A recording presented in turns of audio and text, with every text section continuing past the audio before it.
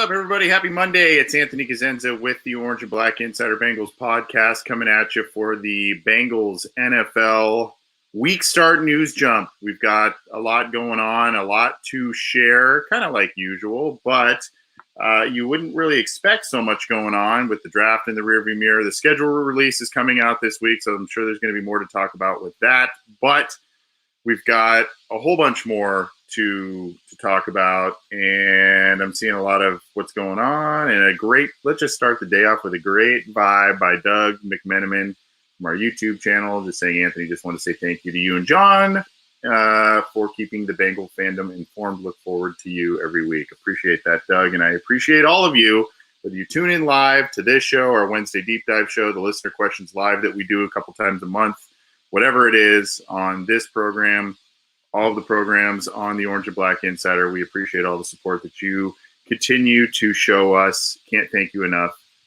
Appreciate all of you guys and gals out there who tune in. Let's get to a lot of different stuff here. We've got a lot to get to, and like I mentioned, I'm going to share my screen. For those of you who are new, we call this the water cooler chat because not a lot of us are in offices. Well, some of you are going back, I guess, but not everybody's in a true office setting quite at this moment in time. And so we get to kind of come together and talk Bengals football, talk about what's going on in the division, talk about the rest of the NFL and some of the news and notes as as you would in an office setting with your colleagues, your coworkers, your friends, all that good stuff. So let's get to a bunch of different stuff. We're going to start it off. We're going to go a lot.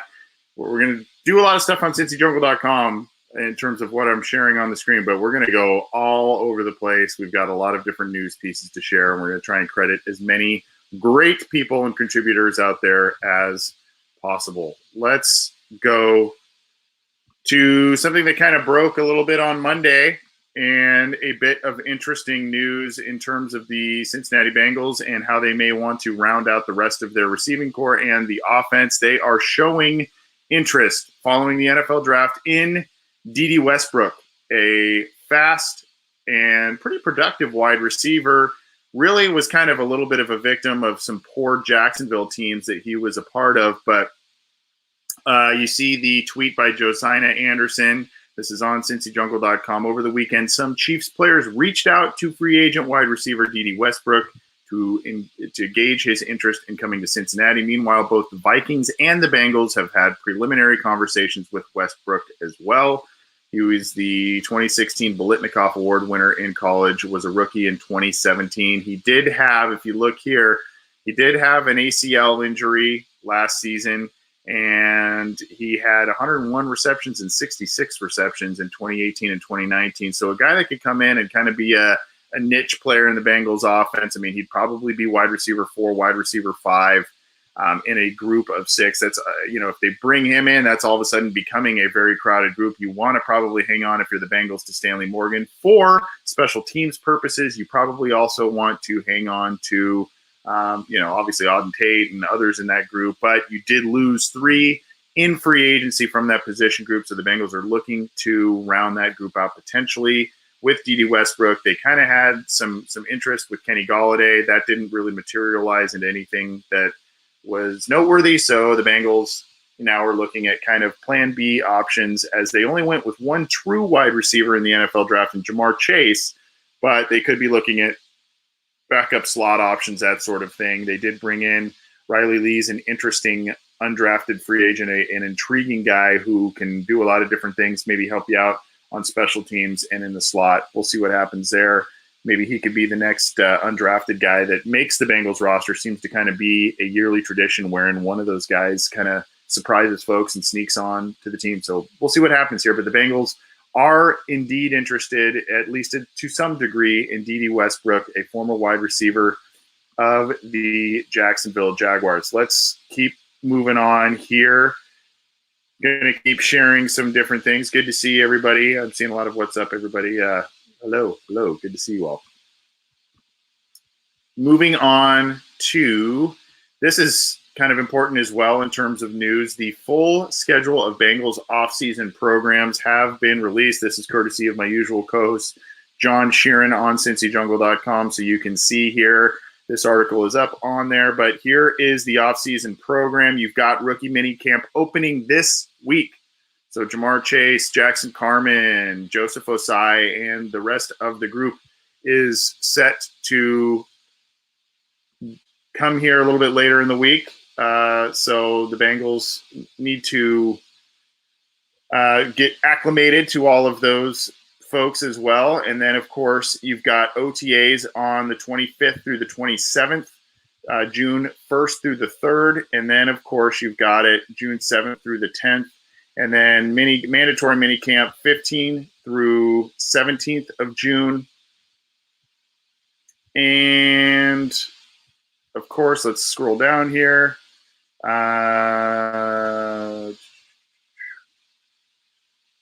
That's, I guess, sort of it at this point in time. So Bengals got their hands full with the practice schedule and what they will be doing. Obviously, we will be keeping a close eye on what's happening later this week.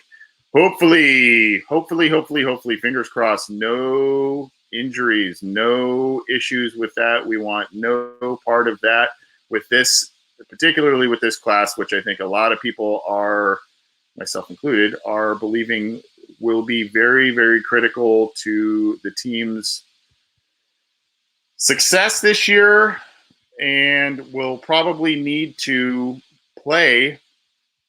Some of these guys will need to play some big roles pretty early here. So that's something that the Cincinnati Bengals will obviously be watching. But that is kind of what we're looking at over the next couple of months in terms of off-season programs going forward, and what the Bengals will be engaging in over the next couple of months. And then, of course, we've got training camp, hopefully with everything kind of, the vaccine and all kinds of different stuff. Hopefully we're now talking about a true type of training camp preseason. Obviously, preseason lessened with the regular season game being approved, the additional regular season game being approved. But now, there seems to be more of a true training camp, a little bit more of a true preseason that's going to be on tap for the Bengals and the rest of the NFL, which is a good thing. You got to like that. So good to see everybody. I'm seeing some more hellos and all that. Good to see everybody in all the live chats, whether you're joining us on Cincy Jungle's Facebook page, on the Orange and Black Insiders Twitter account, Cincy Jungle's Twitter account, or our YouTube channel. Be sure to subscribe not only to the Orange and Black Insider YouTube channel, I think it's somewhere around here where you can click and subscribe. So click that, subscribe to our YouTube channel, and then also be sure to subscribe to the Cincy Jungle podcast channel on your favorite audio streamer so you can get notified from both platforms when new episodes are available, when we're going live, all that good stuff. So, and you got to like that Cincy Jungle Facebook page as well, and that the Twitter account, so you get notified there too, if that's your preferred way to watch. But good to have all of you with us. Let's keep rolling here. If you guys are willing to hang out with me and go into some more news. This one, let's see where we're going next. Okay, more roster news, and I guess this may have been expected based on what the Bengals have done in the NFL draft and in free agency, but this was on Twitter from DEC Management, a sports management a Twitter account. Christian Covington is now signed with the Los Angeles Chargers, almost called them San Diego Chargers, but he is now a Charger, a guy who was brought in for depth last year and really came in and played a significant role. The Bengals traded for him and, made a move for him. And he came in and, was originally thought of to be a rotational guy and came in and played a significant number of snaps with the team. He has moved on to the Chargers with the Bengals investing in Larry Ogunjobi, Tyler Shelvin, getting Josh Topu back, and re-signing Mike Daniels. There just didn't seem to be a lot of room for Covington, who was a one-year stopgap kind of option for the Bengals. But they went that route, and the Chargers are now are now the team of Christian Covington. So that was something that kind of came by over the news wire somewhat recently as well. Let's talk more about what we will be seeing this week from the Cincinnati Bengals in the rookie minicamp. They have a couple of invitees that they didn't sign as UDFAs, but they're inviting them in. Quarterback Eric Dungy and wide receiver Jimmy Robinson. I saw someone else in one of the live chats talking about Jimmy Robinson, but these are two guys who are coming in and going to get a shot of some kind on May 14th. Dungy was out of Syracuse. He's a quarterback there. And Bethune-Cookman receiver Jimmy Robinson could pique the Bengals' interest as well. So the question becomes how comfortable the Bengals are at backup quarterback behind Joe Burrow. I mean, they like what they saw last year, and they moved on from Ryan Finley, but they're looking for more depth, and so obviously they're kind of kicking some tires on some players here. You've got Jimmy Robinson, who he had 1,512 all-purpose yards in 2018. He's very quick, and he is very shifty. A 4.28 40-yard dash has Robinson been clocked at. So, that could be one of those guys, too, that all of a sudden with I mentioned what it looks like we're now going to have at least something akin to a normal training camp, a normal preseason. And these are the types of guys that benefit for that. A Jimmy Robinson, a guy like Jaquez Patrick, the running back. We spoke about him on last Wednesday's show, who was, a UDFA last year, didn't get a chance to really play, and he's still on the Bengals roster. Now the Bengals brought in two other running backs, Puka Williams and Chris Evans, in this year's rookie crop that they brought in. So now you've got guys like Patrick, guys like Robinson, who are looking to really show up and play well on whatever snaps they may get in the preseason, in training camp, and mini camp invites. So, these are the guys that could impress, and that's what these spring and summer workouts are really for some of these guys. Is to give them a shot, give them a look, and see exactly what how they can contribute to the Bengals. And we'll see what happens there. I am pretty intrigued by Jimmy Robinson. Someone had asked something. I couldn't see who it was on one of the live chats there, but someone had asked something about him, and yeah, pretty intriguing in terms of skill set and all kinds of different stuff there. But we'll see. Again, if it could become a tougher hill to climb if the Bengals do indeed sign Dede Westbrook, which we talked about a couple minutes ago too. So, hey, depth is good. Competition is good. We've seen this team be ravaged in a number of different areas by injury over the past couple of seasons. So they need to get some depth. They need to be able to overcome injuries, God forbid, if they happen to important players once again. And it looks like they're putting themselves in position to do so. So good on the Bengals there. Let's keep talking about these Bengals. And, of course, this is big training camp news. This is courtesy of Tyler Dragon and company over at the Cincinnati Enquirer. Trey Hopkins' left knee is, quote, doing well after off-season surgery. We kind of heard some rumblings about that, but this is another update that was provided as of Monday. So, again, this is kind of quietly a big thing. Everybody's rightfully focusing on Joe Burrow's injury. You've also got CJ Uzomah coming back from a big injury, and now you've got Trey Hopkins, who, last game of the season, he tore his ACL. So now that's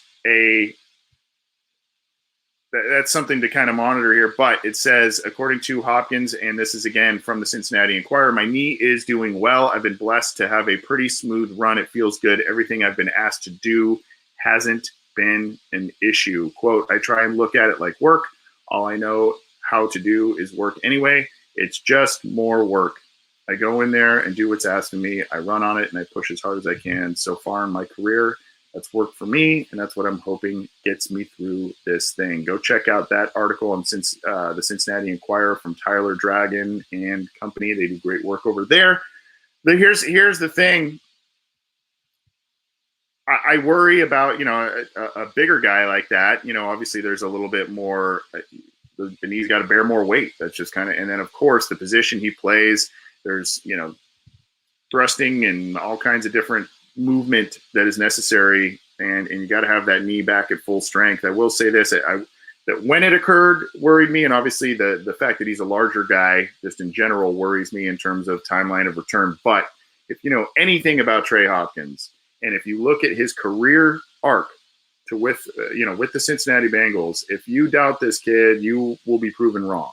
It's a guy who's an undrafted free agent. He's battled injuries, battled being buried on the depth chart, on and off the active roster, ended up coming in, playing well, getting a starting job, and then parlaying that into a lucrative contract for himself and becoming one of the better Bengals offensive linemen.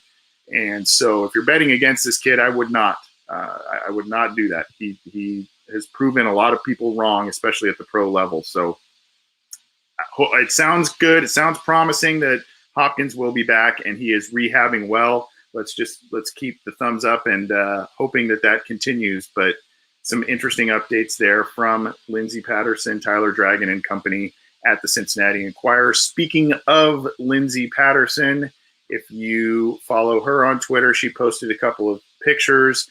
And again, we're going with the theme of offensive lineman injury update now. Jonah Williams got some new ink there, looks like. Nice sleeve work going on the left arm there, but getting a lot of workouts in. He is working out with Joe Staley, former 49ers great offensive lineman, along with Roberto Wallace. I think this is probably in, if I'm not mistaken, maybe more of the Bay Area or Central California. I think that's where Jonah Williams is from, but they're working out in California, my neck of the woods, and he is getting some big work in. Now, if you remember, Jonah Williams also was hurt at the end of last season. This is from Roberto Wallace's at Time Performance, apparently an Instagram photo. They're getting some on-field work too.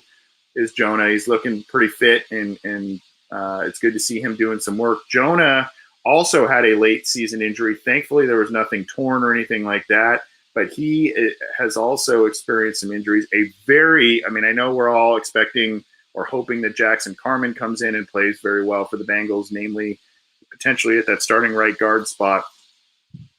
But also, I know we're hoping Riley Reif comes in and plays well at right tackle. Hopefully Hopkins comes back and plays well. But Jonah Williams is obviously a key player on that offensive line. He needs to stay healthy. He needs to take the next step in his career. Hopefully he does so, and it looks like he's taking it seriously as of this week. I'm seeing here GC3 says, I think time is near Escondido, which would be more of the San Diego County area. So that's a little bit closer to me. That's kind of northeast San Diego, Escondido, if that's true. We'll see. But good to see him working out, getting out there and keeping at it, not letting some of these injury frustrations catch up. Now we're going to relay this.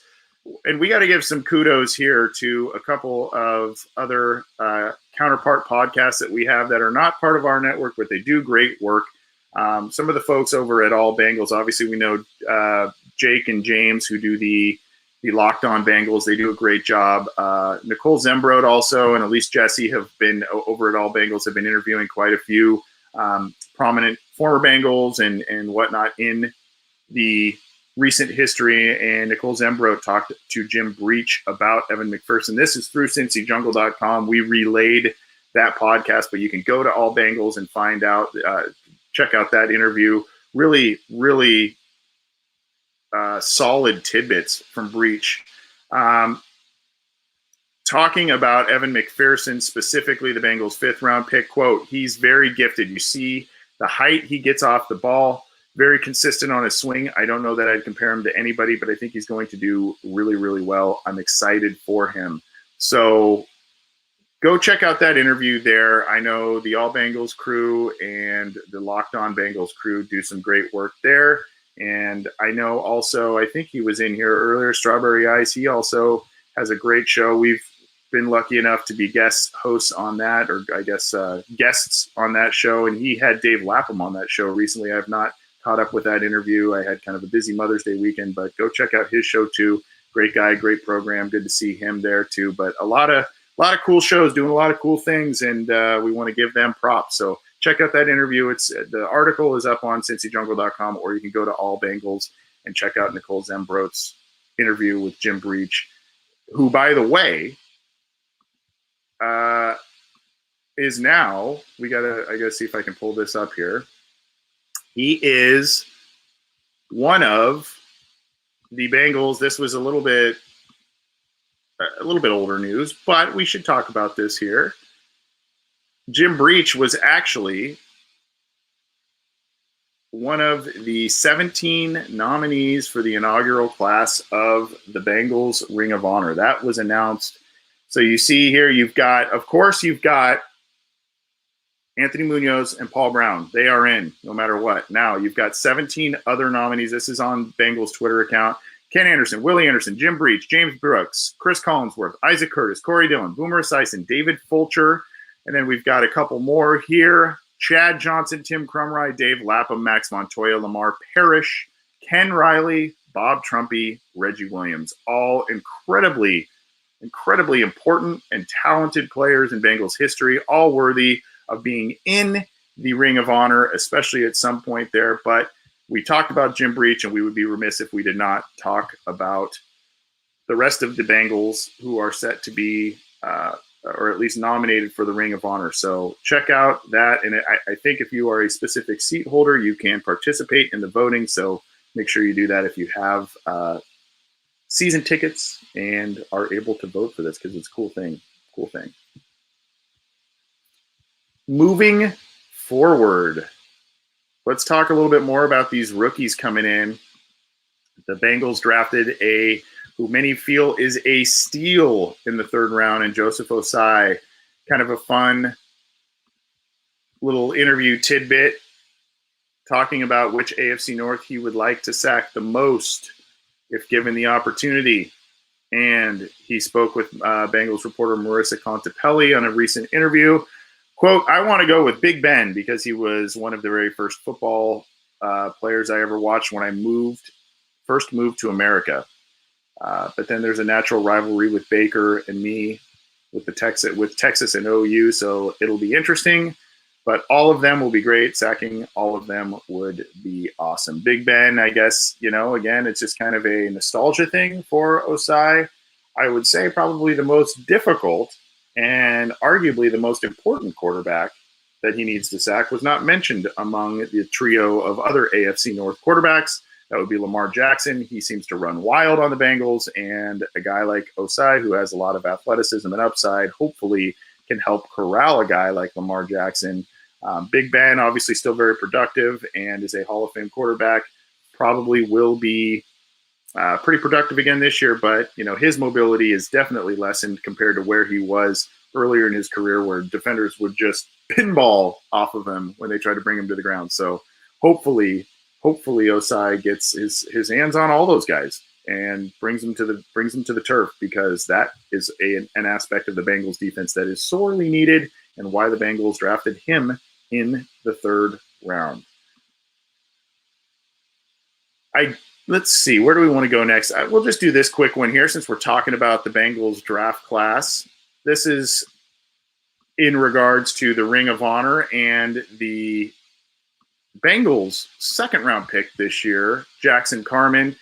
We talked about Willie Anderson being eligible for the Ring of Honor, and Jackson Carman, who has been working with Willie Anderson and also Paul Alexander, by the way. That's another great one. We'll just quickly share that one, too, in just a sec. Another great interview that was by the All Bengals and Locked On crew that you should check out, too.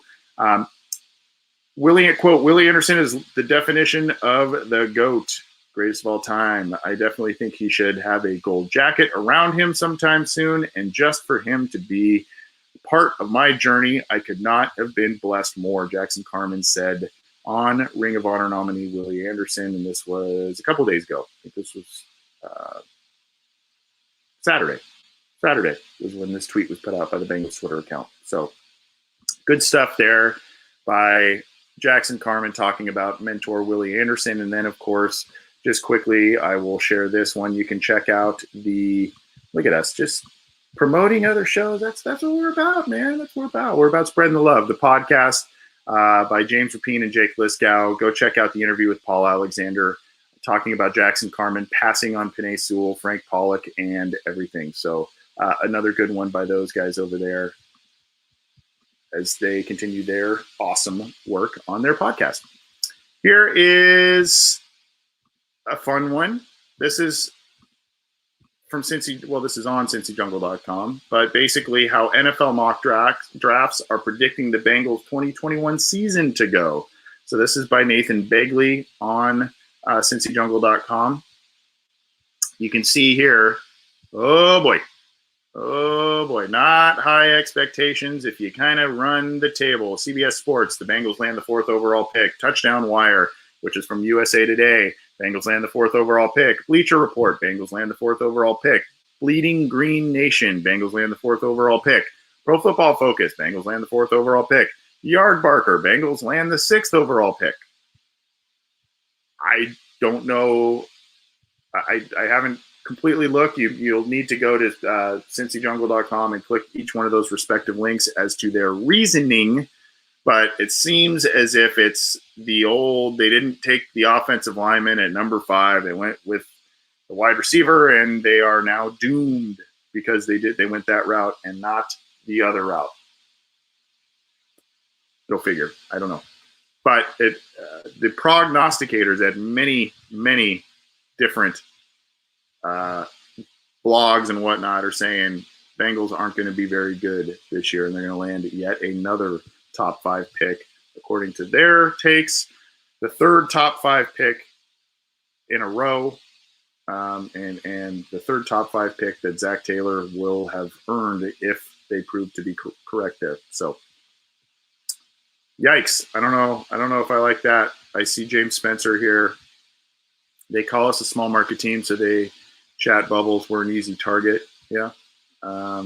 Cringe Wizard here, our buddy. Bengals will be picking no longer than 15 next draft. True. Neil Townsend. Haters gonna hate, AC. I get it. So take that for what you will, I guess. But on the good news side, the Bengals, per ESPN, got a good value from their trade with the Patriots. And of course, the trade was when the Bengals moved back in the 2nd round. They got the guy they were targeting in Jackson Carman, Clemson offensive lineman. They moved back 8 picks from 38 to 46. New England gave up 2 4th-round picks. And so the Bengals said, yes, thank you very much. We'll get our offensive lineman that we like. Maybe not that the fans like. Maybe not that the pundits liked as much. We'll get the offensive lineman we like, and we'll take those 4 other picks and we'll parlay them into 2 other guys that we like as well. And who did they take? Tyler Shelvin, the massive, massive defensive tackle out of LSU. Yeah, a limited player and probably a role player on rundowns only, but that's a role that's going to be needed in the AFC North. And then, of course, you've got the athletic and promising and developmental offensive tackle out of East Carolina, Deontay Smith. So that's who the Bengals were able to parlay that trade into. 2 more picks to shore up 2 of the weaker areas on their football team, the offensive and defensive line. So we can say, well, I mean, you could have Eichenberg and then maybe one of Deontay Smith, Tyler Shelvin, and Cam Sample, or Liam Eichenberg, or one of all those people. If they stayed put and picked that, maybe it would have been even still been Jackson Carman if they didn't take this trade. Maybe they still would have picked him at 38. I don't know, but they were able to move back, get the guy that they claimed that they really liked in this draft in terms of offensive linemen in round 2, round 3 kind of area. They got him, and they were able to parlay that into 2 other players that they like for their defensive line. So I know it wasn't the most popular decision. I know you go, oh gosh, trade back again, Bengals. Why not trade up? But wasn't where the value was. The value was in the trade, and that's what the Bengals executed. So that, and according to ESPN, that was analytics writer Seth Walder, by the way, top 5 most valuable draft day trades. You can find that article linked on CincyJungle.com. So credit to them. Let's get to a couple of different, let's go one more fun one with the Bengals. Then we'll get to some AFC North and rest of NFL news as well. Oh, Chad, Johnson / Ocho Cinco. He was offered a fight in the Adam Jones Mayweather Paul undercard. He was offered a fight versus Adam Jones in the Mayweather Paul undercard. So a lot of you may have seen the viral videos going on around one of the Paul brothers and Floyd Mayweather, where he did the old elementary school to Floyd Mayweather. I got your hat. I'm trying to run off with his hat before all of the bodyguards swarmed him. But Chad Johnson was offered to fight. He turned it down, apparently. And if you do follow Chad, which I don't know if you're on social media why you would not, you do follow Chad. He was at one of the last fights. I think it was a UFC fight where there was an upset, and he may have lost some money. I don't know, but he flatly refused to fight Jones. And this was actually Pac-Man Jones. That's funny. But Johnson wasn't going to do it. So that's just, and I don't know. That's that just seems to be a little bit of a head scratcher there. But some fun one and some fun news, and one I guess we could all get a little chuckle out of. But there will not be a Pac-Man Jones and a Chad Johnson / Ocho Cinco fight to kick off the Jake Paul Floyd Mayweather fight. I don't know. I don't know how I would have felt if that fight would have come to fruition. And what a great segue and kickoff to talking about our sponsor, Simbull, Simbull.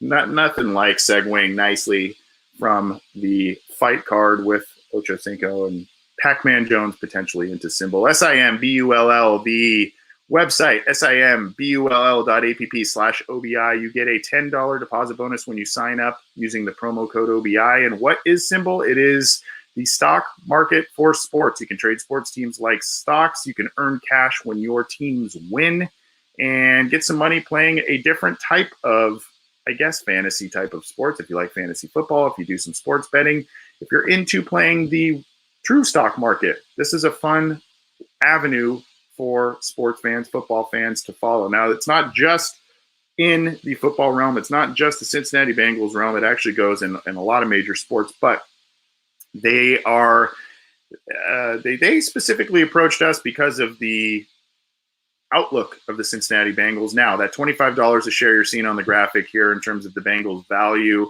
that's a little inaccurate at this point because I think a lot of people have started to catch on, but it is still a value buy. You can still get the $10 deposit bonus when you sign up using the promo code OBI, so you can invest in the Bengals. And when they start winning some games and surprising some people, not getting that 4th overall pick in 22 like some of those prognosticators predicted, you can make some money on this team as more and more people try to invest. But like anything with the stock market, the goal is to buy low, sell high. You're still able to buy the Bengals at a pretty solid value, and hopefully they start winning some games and make you some money. So go to simbull.app/OBI, use the promo code OBI, and you get a $10 deposit bonus. Go check it out. Fun stuff. Let's transition to the AFC North.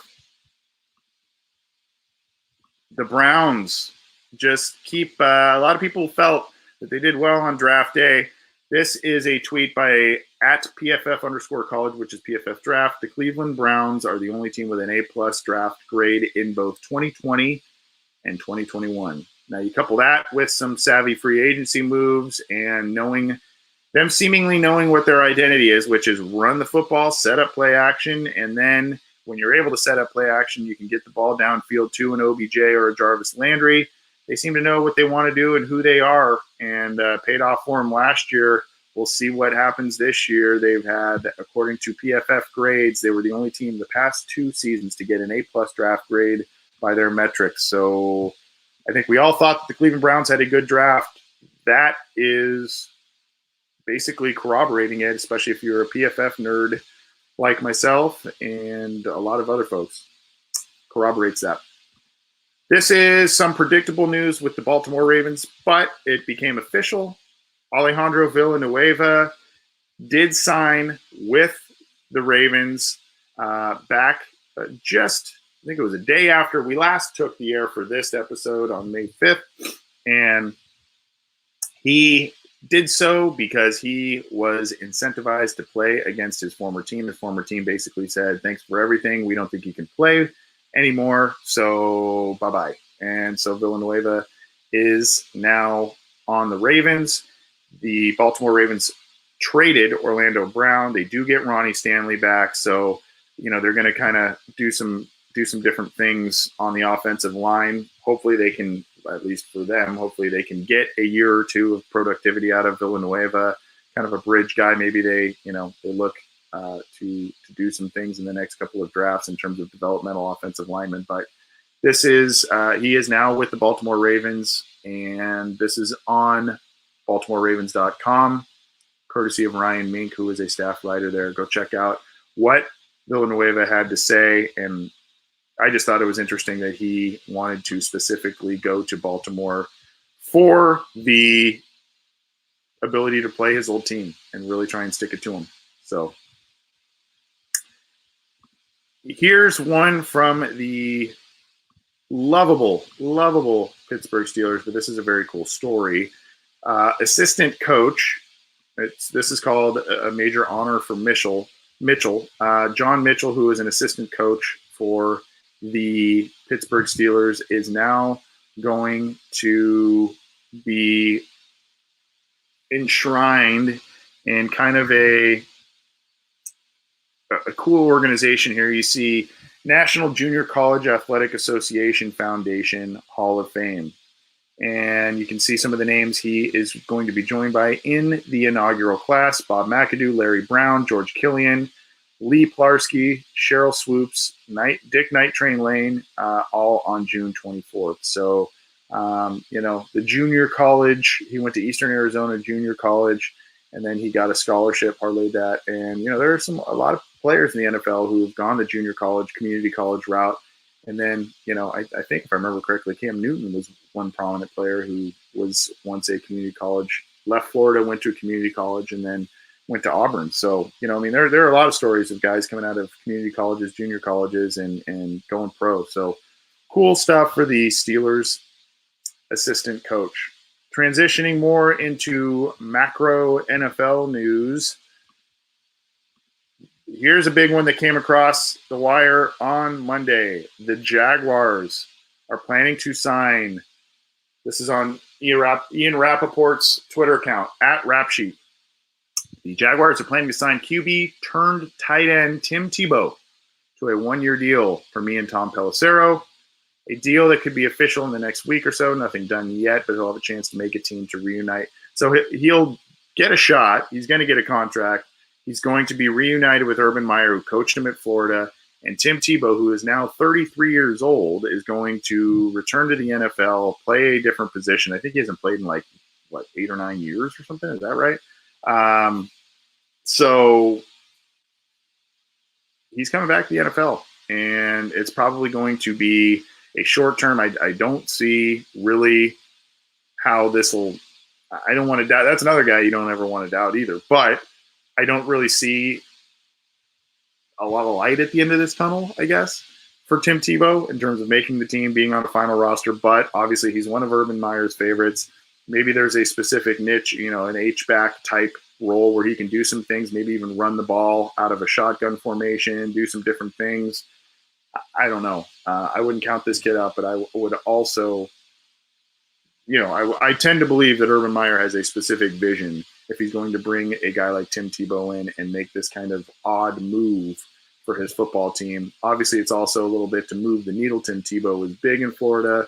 The team is really, really abuzz with Trevor Lawrence and Travis Etienne joining the team. So I don't, this isn't also the whole thing with Tim Tebow in years past was, is he going to be a distraction for other young quarterbacks or what have you? Because the fan base that comes with him, will always clamor for him to get a starting job. That's not the case here because he's not going to be playing quarterback. He's going to be playing tight end apparently, or some form of it. So that's kind of been the big news. Here's some more big news, and I haven't cited this website as much as I guess I should. but Pro Football Talk is one of many sites out there noting that the Colts are signing Eric Fisher, the former Chief, to a one-year deal. He was the former number 1 overall pick, got an injury last year. Obviously, it was a gigantic issue for the Kansas City Chiefs in the Super Bowl. Patrick Mahomes was hit, sacked, harassed throughout that entire game against the Tampa Bay Buccaneers. But Eric Fisher is going to Indianapolis on a one-year deal. Indy's got a team that is really, I don't know what you want to call it. It makes you scratch your head, piques your interest. They've got Carson Wentz now. They drafted Jacob Eason. They had Philip. They've kind of done these veteran rental deal things and see how it plays out. They did with Philip Rivers last year, and I don't know. They're kind of doing these big name guys on short-term contracts, see how it plays out. They've been a very competitive team over the past couple of years, haven't been able to get over the hump. Hopefully for them, Wentz is the answer, but we'll see. Speaking of the Super Bowl and Tampa Bay Buccaneers, they re-signed a guy who was part of Andy Dalton's draft class back in 2011. A lot of folks thought the Bengals should pass on A.J. Green to draft Blaine Gabbert. They did not. They drafted A.J. Green, and then they drafted Andy Dalton, but Blaine Gabbert re-signs as the 4th quarterback to the Tampa Bay roster, potentially backing up Tom Brady. So he has signed there. Some really, really sad and somber news, and I don't want to – we've got a little bit more to get to. I don't want to end on this one because it is a really, really sad story. But Tyrell Cohen, this is on NFL.com, the twin brother of Bears running back Tariq Cohen. And Tariq Cohen, unfortunately, last year also was injured for most of the year. So he's trying to make a comeback himself. He was found dead. His twin brother, Tariq Cohen's twin brother, Tyrell Cohen, twin brother, found dead at age 25. The thought is that he was found at a North Carolina electrical substation on Sunday, which is Mother's Day. And they think that they said he fled the scene of a car accident in Raleigh early Saturday morning. And then he was believed to have died by electrocution while trying to climb power equipment, according to Wake County Sheriff's Office spokesperson Eric Curry. Oof. So not a good story there. Thoughts, prayers, all kinds of good stuff to the Cohen family and Tariq Cohen. That's not an easy thing to deal with there. So, some somber news that came across there over the weekend, and hopefully their family is coping with that as best they can. Not great news over the weekend. Here are a couple of different, to kind of turn the page and try and turn this into get away from some of the sad news here. Let's end on a couple more positive notes, I guess. This is from CBS Sports. Let's just kind of briefly gloss over this one because I think we've kind of heard a lot about this. Basically, Aaron Rodgers trade rumor timeline, how we got here and what comes next for the star QB. This has not gotten any better, according to sources. There's some people that say it could be repaired. Some people that say it couldn't be. I think last week I mentioned something about how Jake Kummerow was maybe involved. He was a guy that was cut by Green Bay shortly after they said they want to. It was like a day after they said they want to surround Rodgers with weapons, and Rodgers seemed to have liked Kummerow and what he showed a couple of years ago. They cut him, and so that ruffled his feathers. Then you drafted Jordan Love instead of getting him, high-profile weapons, and I don't know. There's just a lot of feathers being ruffled there. Aaron Rodgers not happy with what the Packers have been doing. So this is a good read for, if you want to know what's going on. It's a couple days old here, but it's a good read on CBS Sports in terms of what's going on with the Aaron Rodgers saga there and what's the latest. Here's one on the 2022 mock draft. Already, yeah. Hey, we're done with the draft, so we're going mock draft for next year. and this is by Chris Trapasso, who does a lot of these for CBS Sports. And what they have, they've got the Texans getting the first overall pick. Kayvon Thibodeau, a stud from Oregon. If you go watch, I actually have a little bit of film on him giving Elijah Vera Tucker fits in a game last year. So Elijah Vera Tucker was a guard tackle who went this year in the middle of the first. As the Jets went and got him, they traded back into the first to get him. So, but Kayvon Thibodeau, defensive end out of Oregon, a stud player, projected to go number 1 overall to the Texans. Spencer Rattler, the quarterback out of Oklahoma, projected to go number 2 to the Lions, who dealt Matthew Stafford to the Rams and now have Jared Goff. We'll see how much Jared Goff has left in the tank as a starter, which sounds odd to say because he's only been in the league for a couple of years, but there's been some signs of regression there. Derek Stingley, a stud corner out of LSU, going number 3 to the Jets. And then they have the Bengals not going offensive lineman at number 4, but this is one of the sites that have the Bengals having the 4th overall pick. They have Sevyn Banks, the cornerback out of Ohio State, good-sized kid, 6'1", 200. And Trapasso writes, Banks is the next in line at the cornerback spot from the Ohio State program. He has 9 pass breakups over his past 2 seasons for the Buckeyes. Athleticism, production, and pedigree are there for him to go this early. So Bengals may be in need of a cornerback in the first round next year. You know, you've got Trey Waynes. Hopefully he comes back and plays well this year. But, you know, he's got just a couple years left on his contract after missing all of last year with an injury. They let William Jackson go. And so, you know, they signed Hilton. They've got Chidobe Awuzie, but, you know, they've got some questions there. So that was where Chris Trapasso of CBS Sports went for the Cincinnati Bengals in the 2022 mock draft that just came out. Of course, right after the draft just concluded. Well, everybody, I'm going to get on out of here. I appreciate all of you. We've got a lot of live listeners on a number of different platforms.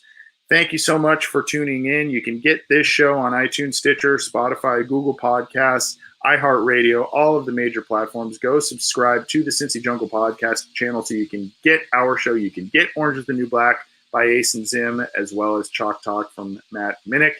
And subscribe to our YouTube channel if you can, so you can join us and get notified when we go live. If you like the video formats of our show, the live interaction formats, we love to have you. So come join us, subscribe to those channels, and we will see you next time. Thanks, everybody. Have a good rest of your week. Hope all of the mothers out there had a great Mother's Day, and stay well. We'll see you next time.